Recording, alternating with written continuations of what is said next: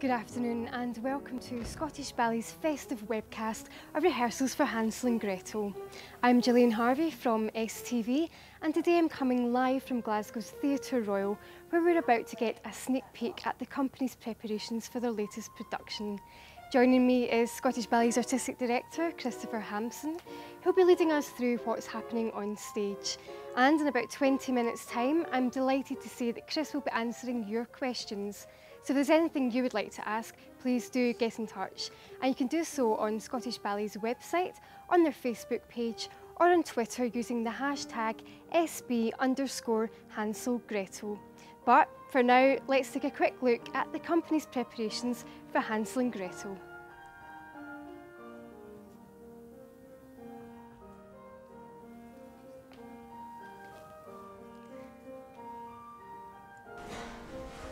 Thank you, Jill. I'm here backstage with Sheila, who's our stage manager, and she, as one of the parts of her job, is in charge of all the props for Hansel and Gretel. So she's going to take me through some of the tricks and backstage secrets of the food in Hansel and Gretel, which is really exciting and quite hungry. Makes me quite hungry just to look at it. But yes, so Sheila, could you start off by telling us about the bread and the breadcrumbs? Okay. Well, obviously, Hansel and Gretel have to have breadcrumbs in the forest. We, of course, have chosen Scottish plain, or it might be pan. The trick is to keep it closed when it needs to be closed and open it easily when it needs to be opened.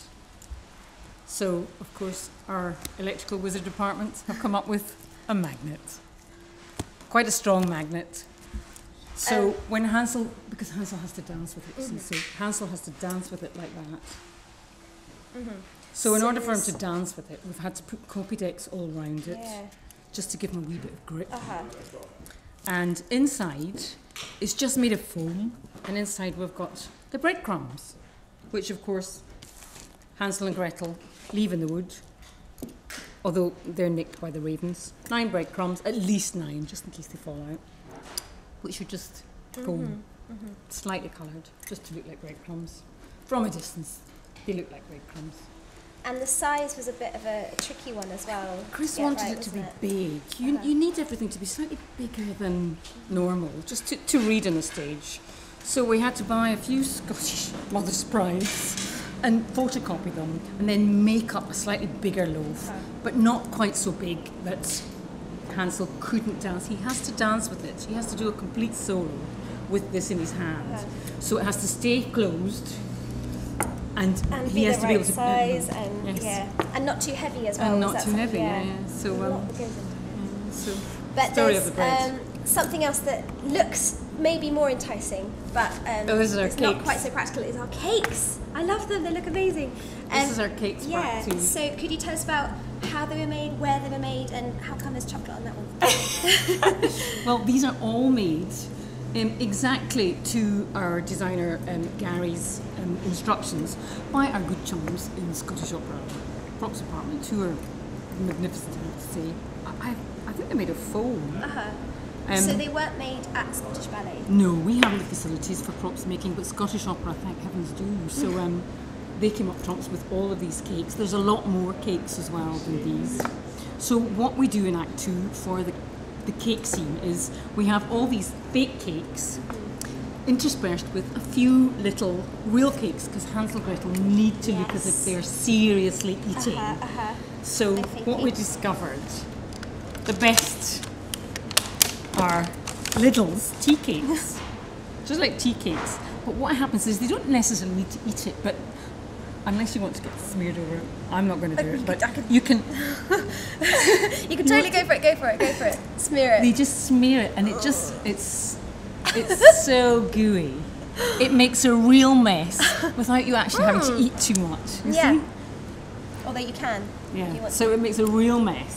The other thing that's really easy to eat is meringues, because they kind of go down. So we just break up a lot of little meringues and put them on the plate, because the witch feeds Hansel and Gretel, and they have to be seen to be eating. So meringues and these are just about the easiest. The other thing Oh, here we you go. have. This is the good one. You don't put this on my face. You don't want to. No, that's okay. This is custard pie time.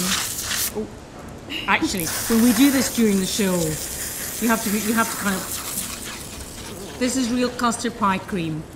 Wow. In the olden days, they used to just use shaving foam, you know, in pantos and things like that. But this is proper custard pie cream now. Oh wow.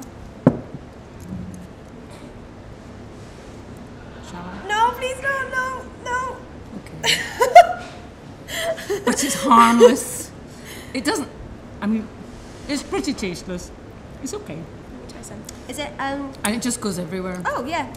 I just put it straight So away. for Act 2, Hansel and Gretel end up with this all over their faces because they have a custard flight. But they don't have to actually eat a lot during. Actually, they do. Do they? Oh no! I don't think they want to see a chicken leg in their lives again. Oh, the chicken legs. Okay, so the chicken legs are coming, and we've got a fake There's chicken leg. Well, of course, There are real Hansel ones too. has to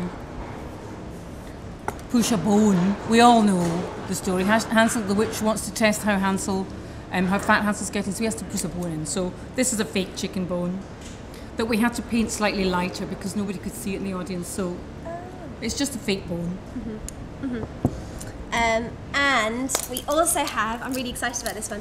Here, these are the plates that the waiters bring on that steam and Our bring on brief smoke. And we steaming do have plates. Matt from Technical, who's been studiously standing by, waiting to, steam. set these alight and show us how it's done. So come Bring over them here over. and show us. Matt will really excited explain about this. how he's done it because Matt is our yeah. electrical genius. Aye, we're just using a smoke pellet basically in a metal dish inside. I'm just using a blowtorch to kind of get it to go. Hopefully it's going to go. Wow, Once it catches, that's it gone. then the dancers can take that on. It looks like the plate's hung nice and warm. Doesn't smell too bad actually. No, it's And in fact, because they have to dance with it, leave it with you. Thank you. we've Thank put you very elastic much. underneath so they just grip it like that because of course they have to dance. And it's lovely, it leaves a tray in as well. It's gone. Yes, and then it just goes out. Amazing. It's quite simple, really. Is that tricky for them to dance with, do you know? Have you had anybody complain going, oh, it's in my face, how does Well, it work? Or- yeah, sometimes it can be a bit much. Yeah. And at the beginning, they were a wee bit heavy. There's a plate of pies that was really very heavy, so we had to gouge the centre of them to make it much lighter. Okay. Because they have to dance with them. So a lot of it depends on. It's exactly like this. Yeah. If it's too heavy, they can't dance with it. No. And they've got to be able to be free to dance Yeah. as well as use the props. Yeah. And they've got to set the props and move, set and do lots of things as Absolutely. well. Oh yes. And last thing, just before we head off, could you show us how this works, the table Show of you the delights? secret of the table. Yeah, because there's a Well- big reveal that I don't want to give away in Act 2 where it turns around, but that means that people on stage have to move it, the dancers have to move it themselves. Everyone has to do it. So what happens is, again, Matthew, our resident genius, it's a wee bit like the old Citroen cars. It's hydraulics. You pull a knob and it goes up so you can actually move it. You push it down as it comes down. Then you can move it. You push it down, and then, as ever, you have to have things that move quickly and then stop because people dance in them. We have Got two people, chefs yeah, we've got people that might coming up pop there. out and people that might go in. So they actually control the breaks in there. So you've got a whole stage management team of dancers Oh, now yes. as well. Oh yes. Well, the dancers actually and they move on the trucks. as Yes, well, yes. so- So in Act 1, you'll have seen the trucks get moved, don't what they? we call trucks because they're on wheels. They're basically the hovel, and then they turn around into the street Yeah. scene, and the dancers move all Yeah. of them. So they have certain marks on the floor that they have to hit, and breaks either side of them that they have to remember. And they have to clear up things as well. I noticed people have to pick up the can that if it falls off when the dad lets go of his drinking. Oh, the can, things like that. oh. No, I was I just haven't got thinking a you have to. the can is another story because the the father drops a can, and if it rolls, it might end up rolling into the orchestra pit. Yeah. So what we've done with just a normal red beer is weight it. We've put expanding foam into it so that they don't crackle, so they don't crunch. We've emptied them, obviously, first. Put expanding foam into the can, and then weighted that particular can down, so when it drops, it doesn't go anymore. But the other things that do go on the stage, I don't know if we have them. There's plenty of the glittery things and things like that do go on the stage. But I don't think we've got time to show you that. I'm very sorry. I've been told that that's all the time we have, so I'm going to eat all the cakes and enjoy the rest of the webcast. Okay, thank you to Miriam Early from Scottish Ballet's education team for presenting that piece about the props, and also to Sheila McCabe and Matt Strachan for their input. Now Chris, in a ballet like Hansel and Gretel, props and sets are almost as important as the dancers, aren't they? Yeah, they are, especially in this ballet because there's so much to do with food. You probably see behind on the table. So we worked really hard to make sure that it was going to be food that the dancers were happy to eat while they were having to dance as well, but that also looked the messiest from the front. So. And it was quite interesting to see that some of the food props actually were real. They were real cakes. Yeah, I thought that was really important to make sure that it's totally believable and that they really do get as messy as they could so that it's really readable from the audience's point of view. Yeah, absolutely. Let's take a wee look at the rehearsals now. So tell us a wee bit more about the scene that we're seeing play out here. Well, that's perfect what we're seeing here. So you can tell it's the witch is starting to feed up Hansel and Gretel's helping unwillingly. And we're seeing Sophie Martin playing Gretel, our principal, and Constant Vigier created the role of Hansel. But the witch that we're watching is Marge Hendrick, and this rehearsal is ahead of her debut in the role tonight, so really important rehearsal for her.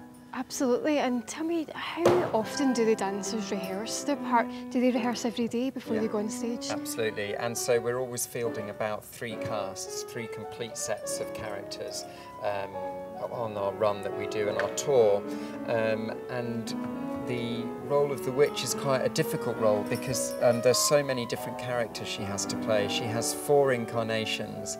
She's the very first person we see on the stage, and then she becomes various people throughout the story to Hansel and Gretel. We're seeing her probably at her worst, actually, at the end of the ballet. And is this blood on this apron that we see here? Yeah, it's a little bit frightening, and an axe with... it's a bit gruesome there, an axe as well, but I thought it was important to make sure that along with all the cakes and the cream and the meringues and all of that, that we've actually got something that's a little bit frightening as well. Of course, and we see the witch, for anyone who hasn't seen the ballet, we see the witch begin as quite a beautiful character. How do you, or how do the team backstage go from this beautiful character to an old hag? Yeah, I always describe her character as beguiling. She's someone that you would want to follow and you don't quite know why. And our designer, Gary Harris, who designed these sets and the costumes, he made her a very beautiful looking woman, and at one point she appears in the moon and she's, you know, just very magical look. She's got sort of Swarovski crystals on her costume, and I think it's a 5-meter white silk train, and so quite an impressive entrance into the forest, but you can probably see behind me where she ends up. And it's fascinating, she has 2 wigs on at once in some parts of it, so that she's able to make the quick changes as quickly as possible. It's really interesting. Chris, will we pull over a couple of dancers now who are taking part in the production, and we can ask them a wee bit about their parts? Sure, bring on Beth and Andy, who played Hansel and Gretel last night. Okay, perfect. Guys, welcome. Tell me a wee bit about the parts that you play in Hansel and Gretel. Well, I play Gretel. And I play the role of Hansel. So dream roles, obviously. What is it like for you to transform into children? It was actually quite easy. We've known each other for a long time, so I think we already had that friendship. And the set and the costumes do it for you as everything's well. there for us. All the music and the narrative and all the sets is kind of this land that we're in, so it's really easy to kind of get taken in to that and then just let that feed on your character, just maintain the animation levels. Watching the ballet from the audience, you can't actually tell that you're not children. The way you move is so lifelike. How did you capture that? Did you have to try and study how a child moves, or how did you work that out? I think you remember small things, just how you stand. I think when you're children, you don't stand with better posture than you do now, and being scared of things, everything seems bigger as well to you. I think every rehearsal we get new information on how to improve that connection, and then it's just trying to remember each and every detail and then kind of building on that. So obviously we have a height difference and I'm the younger brother, so a lot of the time I have to be, like when we're in the forest, I have to be much further down and things. And obviously it's again the same with the parents, so there are like staging aspects of it as well, where we stand further upstage or downstage. But over time it all builds up and it works out. We see what works as well with other casts. Just watching Sophie and Constance now, we can see things that we think, oh, that works really well, and something that we might adapt to ours as well. So do you learn off other dancers? All the time. Absolutely, yeah. There are things that you can look at. Just a minute ago we saw a few little details and thought, that's a good, we can nab that for tomorrow's show. And then again, there might be other moments where we think we can emphasise that more, or it can be slightly more subtle. And again, it's dependent on how the audience feeds off that as well, whether we get a bigger reaction or if it's quiet. We're learning now, because we've done a few that performances, what the audience is really like, so we can kind of make that bigger. We can always get a laugh. So you've had a good reaction so far? Yeah, the audiences have been packed. We were just saying, the whole every tier was full last night, and we had a standing ovation as well last week, so it's been really good. And you get to do something quite rare in this ballet. You get to stuff your face with treats. Yes. Is that good fun? It's getting harder. Yeah, At the moment we have, there's a lot of meringue and a lot of like marshmallow, tea cakes the and marshmallows donuts. are the best because they stick to the face, so that's good. Andy has a habit of getting it in my eye though nearly every show, so we've had to work on that. And I take it you burn off those calories easily with your rehearsals. And are your rehearsals quite full on? Do you rehearse all the time before you go on stage? I mean, what's the rehearsal schedule like? It's because we have multiple roles, so and obviously we have all the different casts, so you have to always kind of be on top of your character, and you have to prepare yourself in a different mindset per role. We normally go through it mentally just before the show. We talk to each other about the corrections we've had before, things that we can improve on and things we might do differently in that performance. And as much fun as it is, there's also a lot of difficulty because there's so many aspects that we have to remember. All the, apart from all our dancing and stuff, it's the acting, but it's acting on the music, and then it's having the animation levels and still having mischievous kind of personalities with us, and also it's keeping that connection between the two of us. So it's a difficult one, but over time it gets better. You've opened in Glasgow and you're going to be touring around the country. Where are you looking forward to going? And do audiences change depending on where you are? I always really like Belfast. I really like going there, but I think the audiences do change. We always get a really good reception in Glasgow, where this is home to us. And Edinburgh, we're lucky we have the bigger theatre and the stage, so we can get more movement there. But different theatres, different feelings. Some of them are, we're close to the audience, so we have a slightly closer feel to them, and then we hear their reaction more, and you can see the audience members and things. Whilst, like Bethany said, in Edinburgh, it's a much bigger stage, and the audience is further away, so you might have to project a bit more. But Aberdeen's nice for the orchestra because the pit is. We can see them, so they like it there because they get to see the production as well. Yeah, well listen, we'll not keep you any longer. We'll let you get back to rehearsals, and good luck with the rest of the show. Thank you. Thank you very much. Thank you. Okay, Chris, if you want to come back in. So it sounds like Hansel Gretel's going really well so far. Yeah, it is, and as Beth and Andy were saying, we're learning with audience reaction, which parts of the story really kind of light up for them. And each Hansel and Gretel, we've got 3 at the moment that we're fielding in performances. They're all so different, and the brother-sister relationship slightly different with each cast. So, of course, the dancers must bounce off each other. The relationships they have. And the same with the role of the mother and father, because everyone has a bit of a transformation in this ballet. The witch has her own transformation, but the mother and father, who are, they're very loving parents, but they're a bit wayward, and they become, in the forest, they become Hansel and Gretel's dream parents. So they have a transformation too, and the witch has 4. And tell us a wee bit about the ravens that you have on stage. That was quite an interesting They're quite dynamic. popular then, yeah. So the ravens came through from the outreach project of Hansel and Gretel and me. I was getting feedback from that research that birds were quite important for the experience in the forest, and lots of the children said that the birds in the daytime weren't frightening, you know, nice songbirds, but at night when you hear birds they can be quite intimidating and frightening. So I used the idea of the ravens being part of the witch's world and constantly following Hansel and Gretel. But they've become quite a popular part of the show, yeah. Absolutely. Listen, Chris, let's take some of the questions that have come in now. And remember, anyone who wants to send in questions can still do so. You can go to Scottish Ballet's website, you can go to the Facebook page, or you can go to Twitter and use the hashtag SB_Hansel Gretel. First question here. Chris, how do you recreate a whole ballet from a story that originally features just 6 characters? Yeah, that was quite a tall order. I used the idea of the night in the forest as a space where we could really stretch our imaginations creatively. So when they're in the forest, they meet lots of different characters, and Act 1 actually ends up with an enormous banquet scene. So, you know, that's fertile ground to be able to expand the story, but still making sure the story flows and makes sense towards the, you know, the final act. Is it quite hard for you when you're trying to create a ballet to, you know, work it all out? How long does that process take for you? It's a bit hard to define because it's quite sporadic. So this production's been about 1.5 years in the making. However, the actual choreographic time with the dancers was only 7 weeks, right up until the premiere. But the storyboarding and the designs, that all happened, well, I would say even 2 years before we opened. So it's a long process and a long gestation period, and ideas, you know, formulate over time. So. Yeah. And this is one of your first choreographies for Scottish Ballet. Were you nervous about that? Yeah, I was actually, because you know, a lot riding on it, with it being a Christmas ballet as well.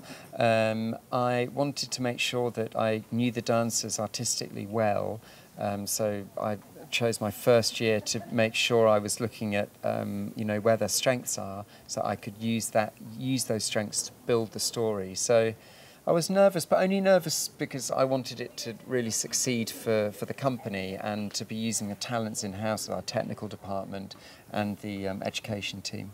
Of course. Another question here. The witch's entrance looks effortless, but the moon and the cape must have made the entrance difficult. How did you rehearse this? How did they know it was really difficult? So it's got lots of components. The moon is on 2-track wires, and she's very, very high up. I'm quite scared of heights. I wouldn't go as high up as she does in that moon. So that's quite a challenge. And also getting her out of that with a 5-metre train, that took a lot of rehearsing and a lot of mistakes and a lot of ravens walking up the back of the cape and her nearly falling out of lifts. But yeah, we've got there. The costumes really were quite striking, weren't they? They're very sparkly, very eye-catching from the audience. Yeah, our hope was that they would look really magical, and the Swarovski crystal, especially the Sandman's character is quite important, puts Hansel and Gretel to sleep, and again part of the witch's world, so he looks quite fantastical and a little bit Johnny Depp, I think. Okay, another question that's come in here. You use local children within the ballet. Can you tell us a bit more about that project and how people got involved, and if it's something you might look to do again? Yeah, that was a really important part of this project because it meant that there's a sense of ownership of the ballet for the people of Scotland. So it was a nationwide project, and just getting into it, nationwide project whereby people were able to experience what goes into making a full-length work. So it's not just the choreography that you see here, it's also the designs, it's the storyboarding, it's, you know, trial and error creatively.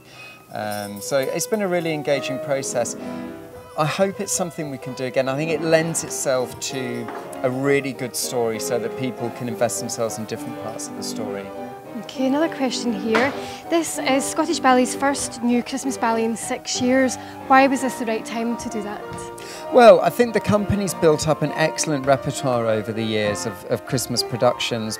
I think with a new director coming in and a new step forward in terms of expanding our repertoire, it seemed like, you know, a good line in the sand to draw, to be able to be saying, yes, we can still produce good Christmas ballets. So just timing was right, I think. And why Hansel Gretel? Is that one of your favourite fairy tales? Well, not particularly my No? most favourite, but it's a project I've really had in my head for a good 5 years.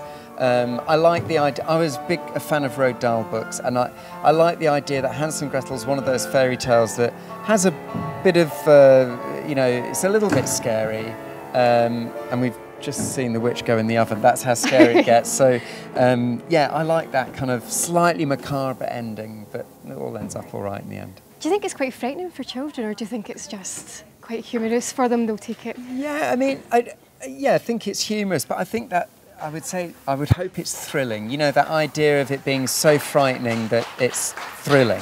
I think children do like to be frightened, but they like the humour afterwards of that it was fun, that it was an experience. So, yeah. And there's certainly a few twists in the ballet which will not ruin for anyone who hasn't seen it. Sure. Was that important for you to have that surprise factor, to keep people guessing and just to give them a wee bit of a chuckle, really? Yeah, absolutely. And I think it's important because people think they know the story of Hansel and Gretel, but actually there's, of course, like any fairy tale, there's hundreds of versions. So being able to pick and choose from all the different versions, from all the twists that people came up with in the research project as well, that have really made it something quite original. Okay, and final question here. Can you tell us about the music that was used in this production? Yeah, the music's really important. The music is from the opera of Hansel and Gretel by Engelbert Humperdinck. I work very closely with our principal conductor, Richard Honor, in creating a score specifically for dance. The opera for my story, for this telling, is in the wrong order, so we had to reorder some of the main themes. Like the witch is very important in this production. In the opera she comes in very late, often right at the end. So the witch's theme is the overture. And then we also use some of the composer's other works to flesh it out and to make it a bit more of a dance score rather than an opera score that's been converted into a ballet score. But it was fascinating. It's such beautiful music. It really is beautiful music, and it sets off the ballet perfectly. Yeah, it does. Well, listen, thank you very much to everyone who's joined us today. That's all the time we have at the moment. Scottish Ballet's Hansel and Gretel is touring throughout Scotland, England and Northern Ireland until mid-February 2014, and we do hope to see you at one of those shows. Thank you very much. Goodbye.